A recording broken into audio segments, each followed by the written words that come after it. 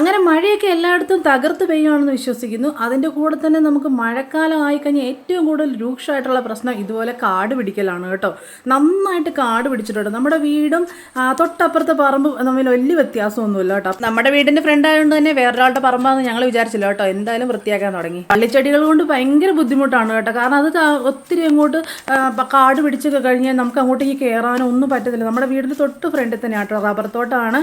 പക്ഷേ ചെറിയ റബ്ബർ ആയതുകൊണ്ട് അതിൻ്റെ ഇടയ്ക്ക് തന്നെ ഒത്തിരി വള്ളിച്ചെടികൾ ഇങ്ങനെ കൂട്ടം കൂടി നിൽക്കുന്നതുകൊണ്ട് നമുക്ക് അതിനകത്തൂടെ ഒന്നും കാണാനും പറ്റത്തില്ല. എന്തെങ്കിലും ഇഴജന്തുക്കൾ വന്നാലും അറിയാൻ പറ്റത്തില്ല കേട്ടോ.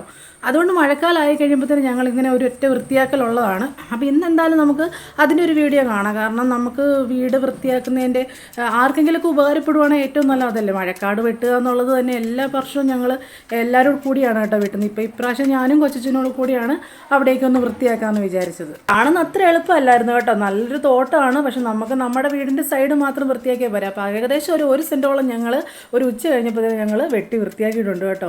ഏതോ ഒരു വർഷം മാത്രം ഞങ്ങൾ വെട്ടാൻ നിന്നില്ല കേട്ടോ. കാരണം ഒത്തിരി അങ്ങ് പൊക്കത്തായിപ്പോയായിരുന്നു. അപ്പം നമുക്കങ്ങനെ അകത്തോട്ട് കയറാൻ പറ്റത്തില്ലാത്തൊരവസ്ഥയായിരുന്നു. അതുകൊണ്ട് ഞങ്ങൾ കീടനാശിനി വാങ്ങിച്ച് ജസ്റ്റ് ഒന്ന് തളിച്ച് അതൊന്ന് കരിയാറായപ്പോഴത്തേനും ഞങ്ങൾ വെട്ടി അതോടെല്ലാം വൃത്തിയാക്കിയത് കേട്ടോ.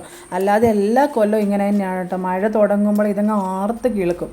അപ്പോൾ നല്ലതായിട്ട് കിളുക്കുന്നതിന് മുമ്പ് ഇങ്ങനെ വെട്ടി വൃത്തിയാക്കുവാണെങ്കിൽ നമ്മൾ ആ റൂട്ടടക്കം പറിച്ച് കളയണം. ഒത്തിരി നല്ല പെടാപ്പാടുള്ള പരിപാടി തന്നെയാണ്. കുറച്ചധികം സമയം എടുക്കും, നല്ല ക്ഷമയെടുക്കും. എന്തായാലും ഞാനും കൊച്ചച്ഛനോട് ഇന്ന് അത് മുഴുവൻ തൂമ്പ വെച്ചിട്ടും കൊച്ചച്ഛൻ പിന്നെ വെട്ടര് വെച്ചിട്ട് അവിടെയെല്ലാം ഒന്ന് വൃത്തിയാക്കി വിട്ടിട്ട് ഒന്ന് ഇളക്കി തന്നു. അപ്പോൾ ഞാനതെല്ലാം ചെറുതായിട്ട് തൂമ്പ വെച്ച് ഇങ്ങനെ വടിച്ച് കോതി എടുത്താൽ മതി കേട്ടോ. നിങ്ങൾക്ക് നോക്കിയാൽ തന്നെ അറിയാം വീടും ആ പറമ്പും തമ്മിൽ വലിയ വ്യത്യാസമില്ല. അപ്പോൾ താഴെ നമ്മുടെ വീടും പൊക്കത്ത് ഈ പറമ്പ് അത് വലിയവരുടെയും പറമ്പാണ് എന്ന് വെച്ച് നമ്മൾ വൃത്തിയാക്കാതിരിക്കത്തൊന്നുമില്ല.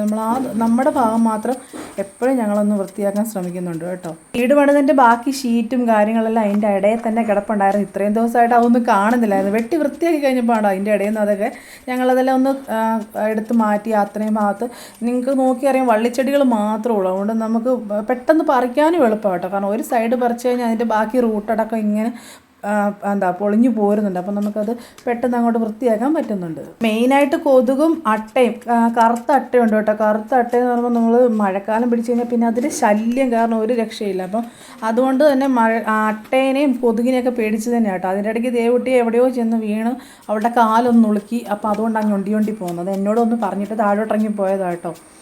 എന്താ പറഞ്ഞു വന്നത്? അപ്പോൾ നമ്മൾ അട്ടയുടെ കാര്യം തവള അങ്ങനെയുള്ള ഒത്തിരി ശല്യങ്ങൾ നമുക്ക് ഈ മഴക്കാട് അല്ലെങ്കിൽ റബ്ബർ തോട്ടം അടുത്തുള്ളവർക്ക് ഏറ്റവും കൂടുതൽ ശല്യം വരുന്നത് ഈ കറുത്തട്ടയെക്കുറിച്ചായിരിക്കും.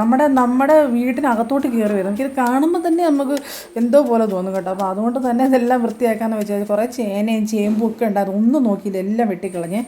കാരണം ഇതെല്ലാം പെട്ടെന്ന് കിളുത്ത് വരില്ല, മഴക്കാലമല്ലേ. അതുകൊണ്ട് ചേനയും ചേമ്പൊക്കെ കൊച്ചൻ പറഞ്ഞ് വെട്ടണ്ടെന്ന് പറഞ്ഞിട്ട് ഞാനങ്ങ് വെട്ടിക്കളഞ്ഞു കേട്ടോ. എല്ലാവർക്കും ഇത് കണ്ട് ബോറടിക്കുന്നുണ്ടെന്ന് മനസ്സിലായി. കാരണം ഇതെന്താ നമ്മൾ ചുമ്മാ വെട്ടിക്കൊണ്ടിരിക്കുന്നത് അത് മാത്രമല്ലേ ഉള്ളൂ. കാരണം നമുക്ക് മാത്രമല്ല ഇതുപോലെ തന്നെ ദുരിതം അനുഭവിക്കുന്ന ഒത്തിരി ആൾക്കാർ കാരണം ഈ മഴക്കാടും അട്ടയുടെയൊക്കെ ശല്യം കാരണം ഒത്തിരി ദുരിതം അനുഭവിക്കുന്നവരുണ്ട്. അപ്പം ഇതൊക്കെ ആകുന്നതിന് മുമ്പ് തന്നെ വെട്ടി വൃത്തിയാക്കുക എന്നൊരു ഉദ്ദേശത്തോടു കൂടി ഞാനിത് വീഡിയോ എടുത്തു കേട്ടോ.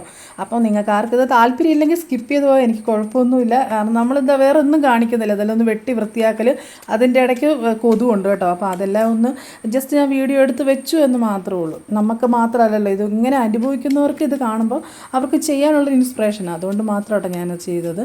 ഉച്ച കഴിഞ്ഞ് ഒരു 3:30-4 മണിയായപ്പോൾ തന്നെ നല്ലതായിട്ട് ഇരുണ്ടിട്ടുണ്ട് കേട്ടോ. മഴ വന്നു കഴിഞ്ഞാൽ പിന്നെ വെട്ടാനും പിടിക്കാനൊക്കെ പാടാം കേട്ടോ. അത് മാത്രമല്ല നമ്മൾ ഒരു ദിവസം അതിനു വേണ്ടി മെനക്കെട്ട് കഴിഞ്ഞാൽ പിന്നെ നമുക്കത് ബാക്കി വെച്ച് കഴിഞ്ഞാൽ ചിലപ്പോൾ ചെയ്യാനും മടി വരും കേട്ടോ. ഞാൻ അതുകൊണ്ട് തന്നെ മഴയാണെങ്കിലും സാരമില്ല, തലയിൽ ഇത് വെച്ചിട്ടാണെങ്കിലും അത് നമുക്കൊന്ന് വെട്ടി വൃത്തിയാക്കാൻ ഓർത്ത് തന്നെ മഴയായിട്ടും സാരമില്ലെന്ന് ഓർത്ത് ഞങ്ങളതെല്ലാം വെട്ടിക്കൊണ്ട് ഇരിക്കുമായിരുന്നു കേട്ടോ. 4-5 മണിയെങ്ങാനും ആയി കാണും ഒരു മഴ ചെറുതായിട്ട് ചാറ്റുന്നുണ്ടായിരുന്നു. അപ്പോൾ അതുകൊണ്ട് തന്നെ ഞങ്ങൾ പെട്ടെന്ന് ഞാൻ കൊച്ചിനോട് ഇത്രയും ഭാഗം നിറച്ച് കാടായിരുന്നു. നിങ്ങൾക്ക് ആദ്യം ഞാൻ ശരിക്കും വീഡിയോ എടുത്ത് കാണിക്കാൻ പറ്റിയില്ല. തൊട്ടപ്പുറത്തെ ഭാഗത്തോട്ട് നോക്കിയാൽ അറിയാം അതേപോലെ തന്നെ നല്ല തിക്കായിട്ടാണ് നിന്നോണ്ടിരുന്നത് കേട്ടോ. അങ്ങോട്ട് പറഞ്ഞു പോരുന്നില്ല. വള്ളിച്ചെടി ആയതുകൊണ്ട് മാത്രം കുറച്ചൊക്കെ പറഞ്ഞു പോകുന്നുണ്ട്. ബാക്കിയൊക്കെ നമ്മൾ കൈ കൊണ്ട് തന്നെ പറിച്ചെടുക്കണം. സത്യത്തിൽ ഇത് പുറത്തെവിടെയെങ്കിലും കൊടുക്കുകയാണെങ്കിൽ ഒരു തച്ചിൻ്റെ പണിയുണ്ട് കേട്ടോ. ആണുങ്ങൾ ആരെങ്കിലും ചെയ്യുവാണെങ്കിൽ തന്നെ. അപ്പം നമ്മളിത് ചെയ്തതിലല്ല, നമുക്ക് നമ്മുടെ വീട് എത്രത്തോളം വൃത്തിയാകണം അല്ലെങ്കിൽ മറ്റുള്ളവർ വരുമ്പോൾ നമ്മുടെ കറക്റ്റ് ഫ്രണ്ടിൽ തന്നെയാണ്. അപ്പോൾ ആദ്യം നോക്കുന്നത് ഇതെന്താ ഈ കാടൊന്നും വൃത്തിയാക്കണം. കാരണം ഇപ്പോഴത്തെ സജ്ജീകരണങ്ങളൊക്കെ വെച്ച് കീടനാശിനിയുണ്ട്. അപ്പോൾ അങ്ങനെയൊക്കെ ഉണ്ടെങ്കിൽ നമ്മളത് ചെയ്തില്ലെങ്കിൽ പിന്നെ ആൾക്കാരെന്താ വിചാരിക്കുക. അത് മാത്രമല്ല നമ്മൾ നമ്മുടെ സേഫ്റ്റി നോക്കണമല്ലോ. ഇതിനു മുമ്പ് ഞാൻ വൃത്തിയാക്കി വീഡിയോ പറഞ്ഞിട്ടുണ്ടായിരുന്നു പാമ്പ് കയറി വന്നു. അത് മൂർഖൻ പാമ്പ് തന്നെയാണ് കേട്ടോ. അപ്പോൾ അതുകൊണ്ട് തന്നെ എനിക്ക് വല്ലാത്തൊരു പേടിയുണ്ടായിരുന്നു.